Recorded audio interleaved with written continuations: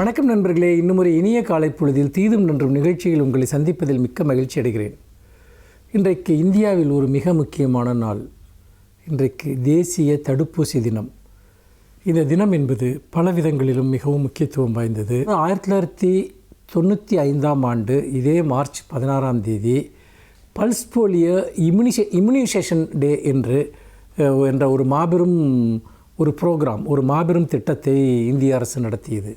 அதாவது இந்தியா முழுக்க போலியோ தடுப்பூசி செலுத்துவது, கட்டாயமாக செலுத்துவது என்பதை இன்றைக்கு ஒரு மிகப்பெரிய இயக்கமாக இந்திய அரசு தொடங்கியது. அதற்கு பிறகு இந்த தடுப்பூசி என்பது, போலியோ தடுப்பூசி என்பது பிறகு சொட்டு மருந்தாகவும் மாறி குழந்தைகளுக்கு வழங்கப்பட்டது. எந்த குழந்தையும் விடுபட்டு போய்விடக்கூடாது என்கிற நோக்கத்தோடு இந்த திட்டம் உருவாக்கப்பட்டது. அதாவது ஒரு காலத்தில் மிகப்பெரிய நோய்கள் மனிதர்களை தாக்கி வந்தன. முக்கியமாக பெரியம்மை, தட்டம்மை போன்ற நோய்கள் மக்களை தாக்கி வந்தன. சுதந்திர இந்தியாவில் இந்த தடுப்பூசி விஷயத்தில் முதலில் அம்மைக்கான தடுப்பூசி தான் மிகப்பெரிய அளவிற்கு இந்திய அளவில் போடப்பட்டது. பிறகு மிக கொடூரமான நோயான போலியோ, அது லட்சக்கணக்கான குழந்தைகளை தாக்கி அவர்களுடைய கைகால்களை முடக்கிய மிக துயரமான ஒரு நிலையிலிருந்து விடுபட வேண்டும் என்பதற்காகத்தான் தேசிய அளவில் இந்த பல்ஸ் போலியோ ப்ரோக்ராம் என்பது தொடங்கப்பட்டது. போலியோ தடுப்பூசி, அது இன்றைக்கு போலியோ கிட்டத்தட்ட இந்தியாவிலிருந்து ஒழிக்கப்பட்டிருக்கிறது என்று சொன்னால் அதற்கு இந்த மாபெரும் தடுப்பூசி இயக்கம்தான் மிக முக்கியமான ஒரு காரணம். இந்த இடத்தில் நாம் பலவற்றை பார்க்க வேண்டும். அதாவது நாம் சில கொடூரமான நோய்களிலிருந்து மனிதர்களை, குழந்தைகளை காப்பாற்றுவதற்கு இந்த தடுப்பூசி இயக்கம் மிகப்பெரிய ஒரு அறிவியல் கண்டுபிடிப்பின் வழியாக இங்கு கொண்டு வரப்பட்டாலும் சில மூடர்கள் தடுப்பூசி போடக்கூடாது, தடுப்பூசி என்பது இயற்கைக்கு விரோதமானது என்று தடுப்பூசி இயக்கத்திற்கு எதிரான பிரச்சாரத்தை செய்கிறார்கள். அவர்கள் தடுப்பூசிக்கு எதிராக மட்டும் செய்யவில்லை, நவீன மருத்துவத்திற்கு எதிரான பிரச்சாரம் செய்கிறார்கள். அதாவது நவீன மருத்துவ முறையில் பிரசவம் நடப்பதற்கான பிரச்சாரத்தை செய்கிறார்கள். இதன் காரணமாக ஏராளமான உயிரிழப்புகள் நடக்கின்றன. அறிவியல் கண்டுபிடிப்புகளின் வழியாக நாம் மிகப்பெரிய மானுட துயரங்களிலிருந்து நாம் விடுபடுவதற்கான ஒரு இடத்தை சேர்கிற போது எந்த அறிவியல் ஆதாரமும் பெற்று இது போன்ற பிரச்சாரங்களில் ஈடுபடுகிறவர்கள் சமூகத்திற்கு ஆபத்தானவர்களாக இருக்கிறார்கள். குழந்தைகளுக்கு எல்லா விதமான தடுப்பூசிகளும் போடுவது மிக மிக முக்கியம். எந்த காரணத்தை கொண்டும் எந்த பொய் பிரச்சாரத்திற்கும் பலியாகி குழந்தைகளுக்கு தடுப்பூசி போடாமல் விட்டுவிடாதீர்கள். அதேபோல் பிரசவம் போன்ற விஷயங்கள், ஒரு காலத்தில் எவ்வளவு பெண்கள் பிரசவத்தில் இறந்திருக்கிறார்கள். இது இப்போது அரிதிலும் அரிதாகிவிட்டது. அதற்கு காரணம் மருத்துவமனையில் பிரசவம் நடக்க வேண்டும் என்கிற ஒரு நடைமுறை வந்தது தான். ஆனால் வீட்டிலேயே பிரசவம் என்பது போன்ற மூடக்கருத்துக்களை இப்பொழுதும் சொல்லிக்கொண்டு பல உயிர்ப்பலிகளுக்கு காரணமாக பலரும் இருக்கிறார்கள். அப்படிப்பட்ட நிலையில் நவீன மருத்துவம்தான் மனிதர்களை காப்பாற்றுவதற்கான சோதனை, சிகிச்சை எல்லாவற்றையும் முழுமையாக கொண்டிருக்கிறது. அந்த வகையில் இன்றைக்கு இந்த போலியோ தடுப்பூசியை அல்லது சொட்டு மருந்தினை ஒவ்வொரு குழந்தைக்கும், எந்த குழந்தையும் விடுபட்டு போகாமல் செலுத்துவது மிக மிக முக்கியம். தடுப்பூசி இயக்கத்தை ஆதரிப்போம், தடுப்பூசி இயக்கத்தை வலிமைப்படுத்துவோம், அதை பற்றிய விழிப்புணர்வை மக்களிடம் ஏற்படுத்துவோம். தடுப்பூசிகளுக்கு எதிராக பேசுகிறவர்களை சட்டப்படி நடவடிக்கை எடுத்து அவர்களை குரல்கள் என்பவை சமூகத்திற்கு ஆபத்தான குரல்கள் என்பதை நாம் நிறுவுவது மிக மிக முக்கியம். மீண்டும் இன்னும் ஒரு புதிய சிந்தனையோடு உங்களை சந்திக்கிறேன். நன்றி.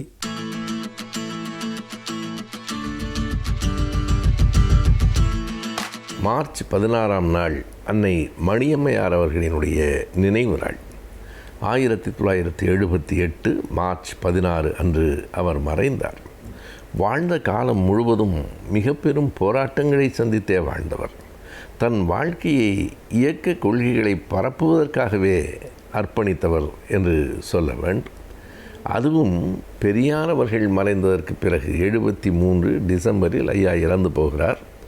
74 77 3 ஆண்டுகள், 78 தொடக்கம் மார்ச்சிலே தான் அம்மா இறந்து போகிறார். அந்த 3 ஆண்டுகள் அல்லது 4 ஆண்டுகள் அவர் எவ்வளவு பெரிய துயரங்களை எதிர்கொண்டிருக்கிறார் என்பதை அவருடைய வாழ்க்கை வரலாற்றை படிக்கிற போது நாம் அறியலாம். குறிப்பாக சொன்னால், பெரியார் மறைந்து மணியம்மையார் தலைமை பொறுப்பேற்றிருந்த நேரத்திலே தான் இந்தியாவில் நெருக்கடி நிலை காலம் அறிவிக்கப்பட்டது. 1975 ஜூன் தொடங்கி 77 வரைக்கும் அந்த நெருக்கடி நிலை இந்தியாவில் இருந்தது. அந்த நெருக்கடி நிலையால் பாதிக்கப்பட்ட இந்தியா முழுவதும் பல மாநிலங்களில் பல கட்சிகள் பாதிக்கப்பட்டாலும் தமிழ்நாட்டில் பாதிக்கப்பட்ட இருபெரும் இயக்கங்கள் திராவிடர் கழகமும் திராவிட முன்னேற்றக் கழகமும் அதை போலவே பொது உடைமை கட்சி தோழர்கள் ஜனதா கட்சியினர் எல்லோருமே அந்த நெருக்கடி நிலையில் பாதிக்கப்பட்டார்கள். ஐயா மறைந்து போனதற்கு பிறகு இனி இவரால் தாக்குப்பிடிக்க முடியாது என்றுதான் அன்றைக்கு ஆளுநர்களின் அறிவுரையாளர்கள் என்கிற பெயரில் இருந்தவர்கள் கருதினார்கள். ஆனால் பெரியாரின் மறைவுக்கு பிறகு மணியம்மையார் மிக துணிச்சலாக செய்த ஒரு செயல் 74 டிசம்பரில் ராவணலீலா என்று ஒரு நிகழ்வை நடத்தினார். வடநாட்டில் ராமலீலா நடக்கிறது. ராமலீலாவில் என்ன செய்கிறார்கள்? ராவணன் போல ஒரு பொம்மை செய்து, இலக்குவன் போல ஒரு பொம்மை செய்து அதனை எரிவூட்டுகிறார்கள். அம்மா என்ன செய்தார் என்றால், அதே மாதிரி அதே நாளில் அங்கே ராமலீலா நடக்கிற போது இங்கே பெரியார் திடலில் ராவணலீலாவை அவர் நடத்தினார். ராவணலீலாவில் என்ன நடக்கும்? ராவணனினுடைய உருவ பொம்மை எரிக்கப்படும், இங்கே ராமனினுடைய உருவ பொம்மையும் இலக்குவன் பொம்மையும் எரிக்கப்படும் என்று ஒரு நிகழ்வை நடத்தினார். அதற்கு இந்திய அரசிலே இருந்து கடுமையான எச்சரிக்கை கூட வந்தது. அப்போது இந்திரா காந்தி அம்மையார் பிரதமராக இருந்தார். மணியம்மையார் திரும்பவும் எழுதினார், நாங்கள் இந்த ராவணலீலாவை நிறுத்த வேண்டுமென்றால் நீங்கள் வடநாட்டில் ராமலீலாவை நிறுத்துங்கள் என்றார். எல்லாம் தாண்டி நெருக்கடி நிலை வருகிற போது திண்டிவனத்திலே ஒரு பொதுக்கூட்டம் முடித்துவிட்டு மணியம்மையாரும் இன்றைக்கு தலைவராக இருக்கிற ஆசிரியர் ஐயா வீரமணி அவர்களும் வருகிற போது நள்ளிரவு 1 மணி அளவில் வந்தார்கள். காவல்துறையினர் பெரியார் திடலில் காத்திருந்தார்கள். கீழே இறங்கியதும் வீரமணி அவர்களை கைது செய்தார். ஆசிரியர் எத்தனை துன்பங்களுக்கு சிறையில் உள்ளானார் என்பதை நாம் அறிவோம். அப்போது எல்லா விதமான துணிச்சலோடும் எதற்கும் அச்சமின்றி அந்த இயக்கத்தையும் இயக்கத்தின் ஏட்டையும் நடத்திய பெருமை மணியம்மையாரைத்தான் சேரும். அப்போது அந்த ஏட்டிற்கு எத்தனை நெருக்கடிகள் இருந்தன.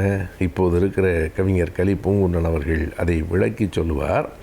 பெரியார் என்று எழுதக்கூடாது என்கிறார்கள். பெரியார் தொடங்கிய ஏடு பெரியாரின் இயக்கத்திலிருந்து வருகிறது. ஈவேரா என்று தான் எழுத வேண்டும், பெரியார் என்று போடக்கூடாது. ஆனால் சங்கராச்சாரி என்று எழுதினால் தடை விதித்தார்கள். சங்கராச்சாரியார் என்று எழுத வேண்டும், பெரியாரை மட்டும் ஈவேரா என்று எழுத வேண்டும் என்கிற ஒரு தடை உத்தரவு வருகிறது.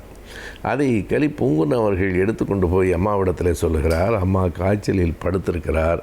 இப்படி சொன்ன உடனே மேலே இருந்த போர்வையெல்லாம் தூக்கி எறிந்து விட்டு போய் சொல்லுங்கள், அப்படித்தான் எழுதுவோம். இது பெரியார் தொடங்கிய பத்திரிகை, பெரியார் என்று தான் எழுதுவோம். என்ன செய்கிறார்களோ செய்ய சொல்லுங்கள் என்று சொல்லிவிட்டு எல்லா இடத்திலும் பெரியார் என்று தான் அச்சிட்டு அந்த இதழ் வந்தது. எதற்கும் கலங்காமல் அஞ்சாமல் அந்த நெருக்கடி நிலை காலத்திலேயே நின்றவர் மணியம்மையார் அவர்கள். அவர் வாழ்ந்த காலத்திலும் எத்தனையோ விதமான ஏச்சுகளையும் பேச்சுகளையும் எதிர்கொண்டார். ஆனால் யாரிடத்திலும் பகை காட்டாமல் பிறகு அறிஞர் அண்ணா உட்பட எல்லோரிடத்திலும் அன்பாக இருந்தார். மணியம்மையாரின் நினைவு நாள் மார்ச் 16.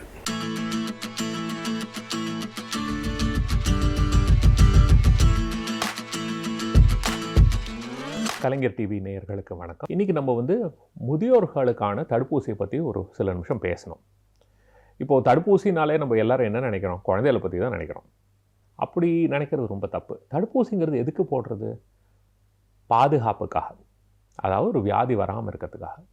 குழந்தைகள் ரொம்ப முக்கியமான ஒரு விஷயம், எல்லோரும் ஒத்துக்க வேண்டிய விஷயம். அவங்களோட எதிர்ப்பு சக்தி ரொம்ப கம்மி, அதனால தான் தடுப்பூசி போடுறோம். நல்ல விஷயம், வரவேற்க வேண்டிய விஷயம்.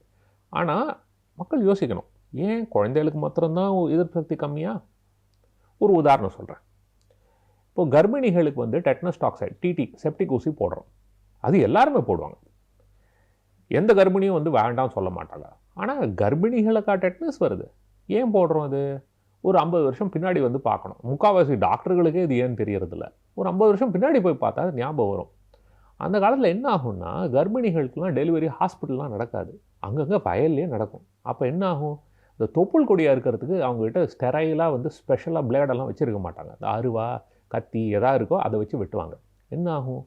டெட்டனஸ் வரும். முக்கியமாக குழந்தை தப்பிக்கிறது ரொம்ப கஷ்டம். சில சமயம் அம்மாவுக்கு ஆபத்தாக முடிகிறதுக்கு வாய்ப்பு இருக்குது. இது வராமல் இருக்கிறதுக்காக தான் இந்த டிடி இன்ஜெக்ஷன், செப்டிக் இன்ஜெக்ஷன் எல்லா கர்ப்பிணிகளுக்கும் போடணுங்கிறது வந்து ஒரு விதிமுறையாக செஞ்சோம். அது போட்டதுலேருந்து பாருங்கள், குழந்தைகளுக்குள்ள அம்மாவுக்கும் இல்லை, இன்ஃபேக்ட் அது எதுக்கு போடுறோங்கிறதே யாருக்கும் தெரியறதில்ல. அந்த அளவு வேலை செய்கிறது. ஆனால் இது எதுக்காக செய்கிறது? வராமல் இருக்கிறதுக்கு. வயசு பொறுத்தது இல்லை, அந்த ரிஸ்க்கை பொறுத்து இருக்குது. யாருக்கு ஆபத்துங்கிறதோ அவங்கள பாதுகாக்கணுங்கிறதுக்காக செய்கிறது.